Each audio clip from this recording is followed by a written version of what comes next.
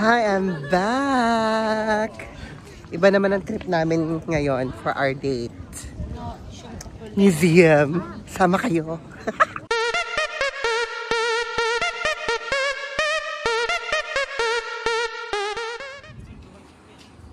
What?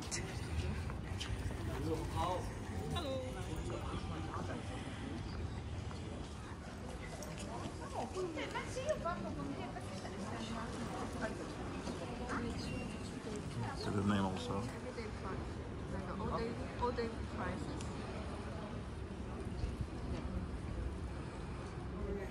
Nandito kami ngayon sa Maurits House.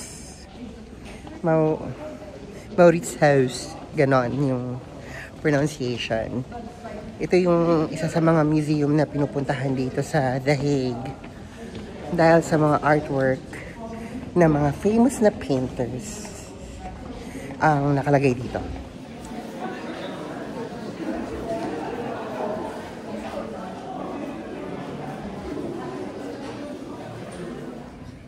Di ba itong Maurits House, sabi dati siyang private residence ni Johann Maurits. Pero hindi siya simpleng residence o simpleng bahay lang. Mansion siya. Sobrang laki niya. Kasi si Johann Maurits ay dating Dutch governor sa Brazil. So may position siya sa government at may kaya talaga siya, mayaman siya. Tapos bilang marami siyang koleksyon dahil supporter siya ng arts at saka ng science, nakapag-gather siya ng maraming koleksyon, eventually yung bahay niya ginawang museum. Kaya ito na siya ngayon. Bilang malaking mansion nga siya, yung mga kwarto niya, yun yung ginawang parang mga gallery ngayon. Well, noon pa man din. Tapos yung mga artwork dito, mga classical artwork siya. I don't think may nakita akong modern art. Puro classical, mga Baroque style, Renaissance, mga luma na style ng painting talaga. Tapos 'di ba, Royal Picture Gallery ang pangalan niya. Kasi bestowed upon yun ni King William I. So may connection siya sa Dutch royal family. Tapos yung collection ng tatay nung hari, some of the collections nakalagay din dito. Nilagay nila dito sa museum na to. Napanood niyo ba yung series na Two Doors about sa life ni King Henry VIII? Mayroong portrait dito si Jane Seymour, yung pangatlong asawa ni King Henry. Bali parang favorite wife niya to kasi ito lang ang nakapagbigay sa kanya ng anak na lalaki.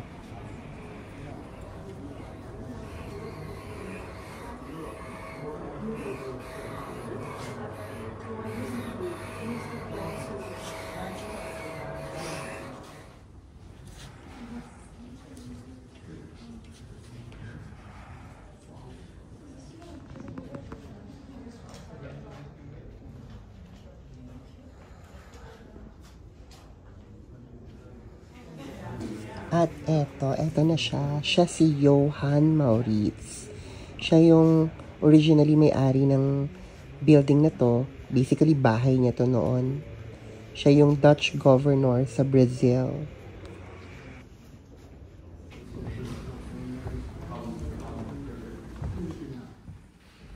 Yung entrance namin dito sa museum na to, libre lang. Kasi meron kaming membership sa isang lotto. Ang tawag Vrienden Lottery. Every month, nagbabayad kami ng 15 euros. Tapos meron kaming lotto ticket. At the same time, sorry go, ako may allergy. At the same time, meron kaming card. So card na yun, it allows us access sa maraming museum dito sa Netherlands. As in maraming museum siya na libre kami pumunta. May mga parks, may mga castles, mga na pwede namin bisitahin for free. So, sulit yung 15 euros namin.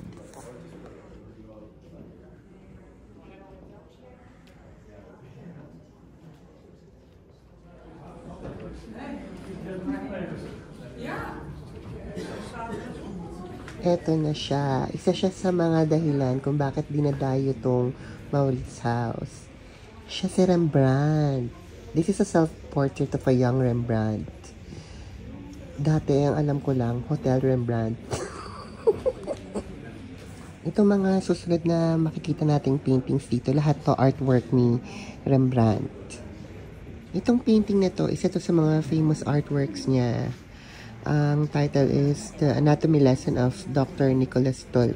Alam niyo, in person, malaki siya. Tapos, para siyang hindi luma.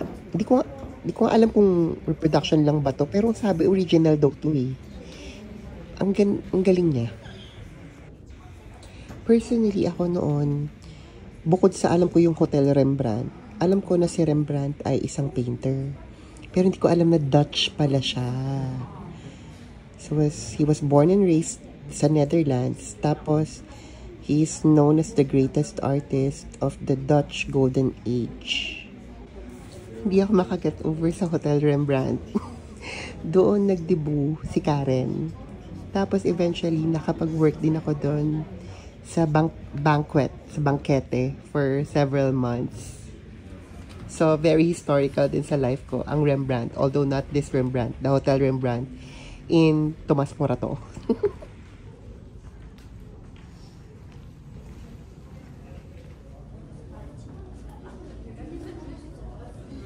Ito, mga artwork pa rin to ni Rembrandt. Gawa niya lahat to.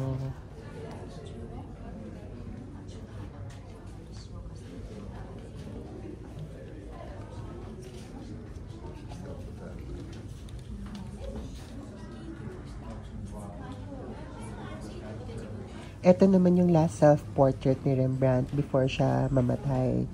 Self-portrait, so para siyang selfie. Yan yung selfie nila nung mga panahon nila noon. Ito, punta naman tayo sa ibang gallery.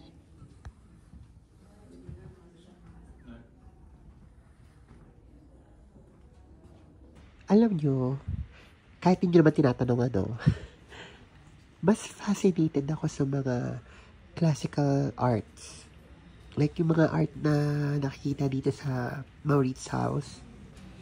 And hindi naman sa nagpapaka-culture na na-notice ko lang din na mas drawn ako sa classical art. Kasi like for example, pag nagpunta naman kami sa ibang museum na merong modern or contemporary art, I appreciate it. May mga pieces na nagugustuhan ako. Pero, mas fascinated talaga ako sa classical art. Well, sabihin na natin feeling cultured ako. Pero I remember, sabi nga sa akin ng isang curator na nakausap ko before. Curator siya sa isang gallery. Sabi niya sa akin, you like what you like. Pag tumingin ka ng art, you don't have to explain bakit gusto mo siya. Kung gusto mo siya, it's because yung gusto mo siya. So, ayun. I guess mas gusto ko talaga ng classical art.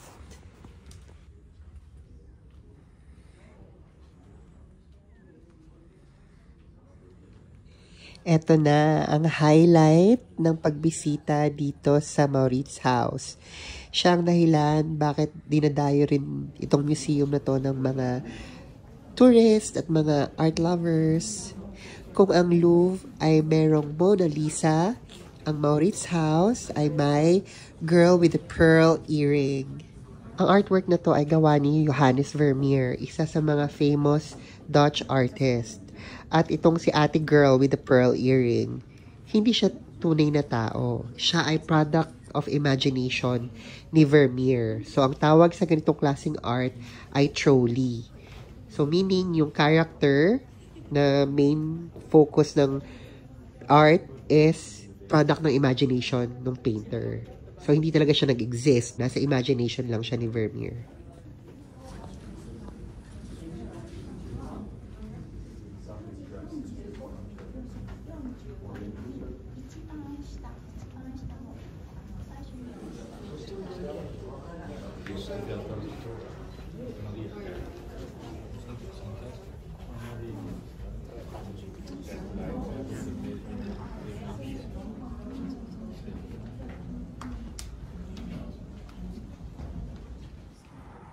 Alam nyo, every time pupunta ako sa mga museum dito sa Netherlands, napapansin ko na half of the people in the museum are actually Dutch.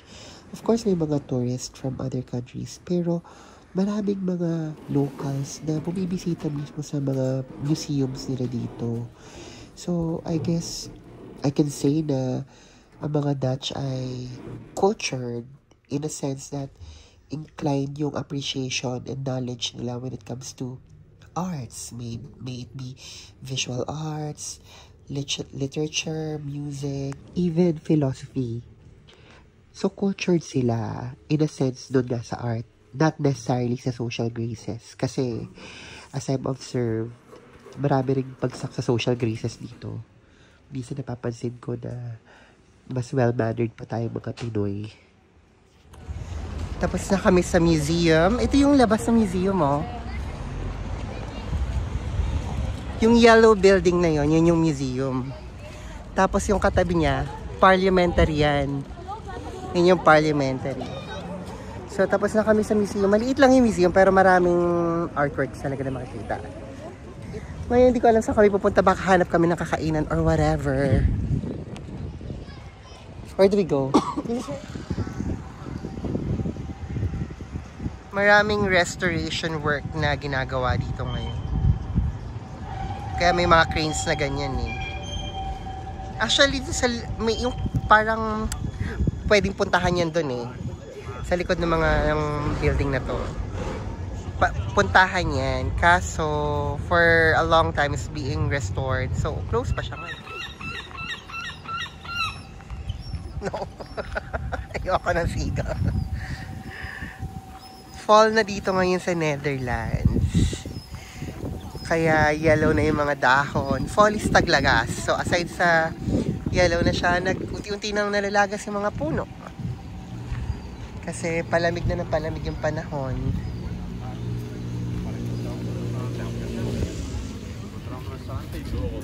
Ano ite? Parang art installation.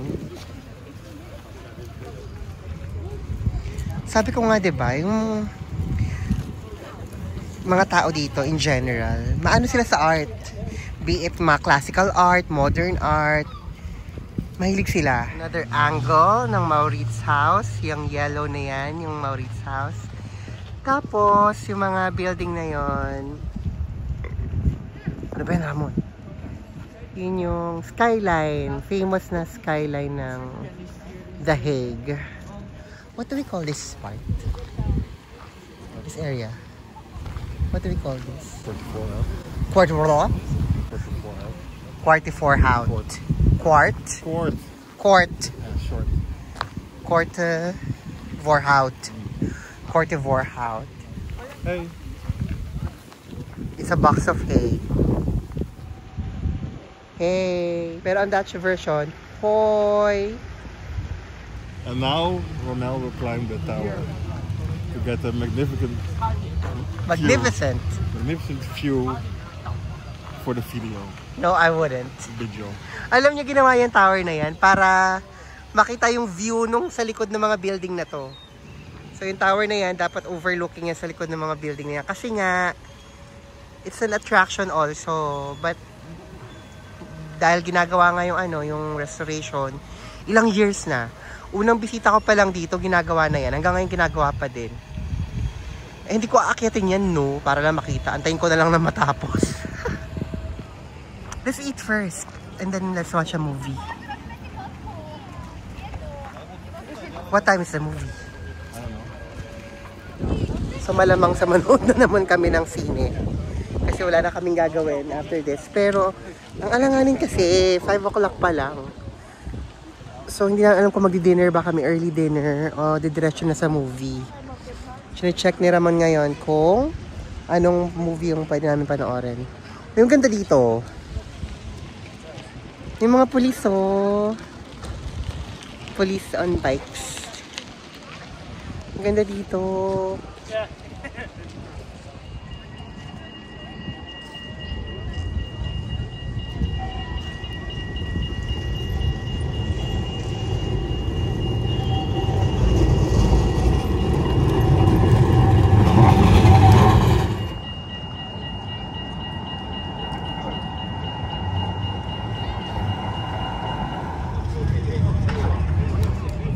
Alam niyo, nagagandahan pa din ako dito talaga. Ang ganda, no?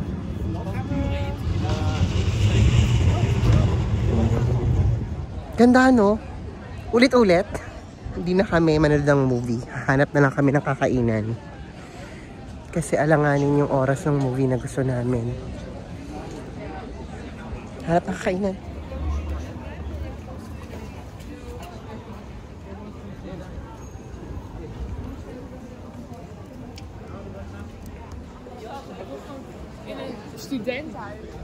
Ito sa Royal Shopping Street. Dito yung medyo mga high-end brands. Pero pansin ko dito sa The Hague, wala talagang mga yung mga malulupit na luxury brands.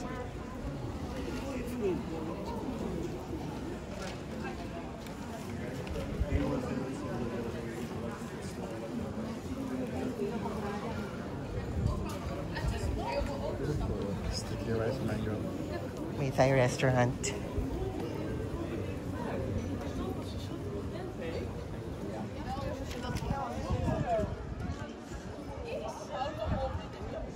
Since naglalakad-lakad naman kami, nakarating kami dito.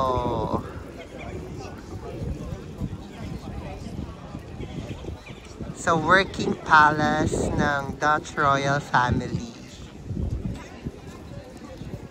Ang tawag sa palace na to is Paleis Noordeinde.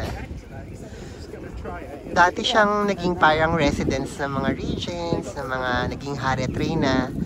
Pero ngayon, para na lang siyang office. Work palace siya ng hari tsaka ng reyna ng Netherlands.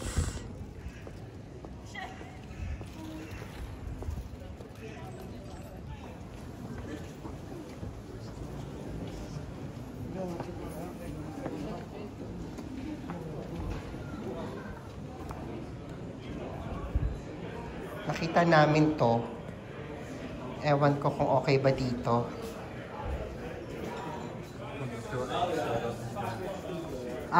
Okay. We cannot have dinner here. Maybe we can just try some beer.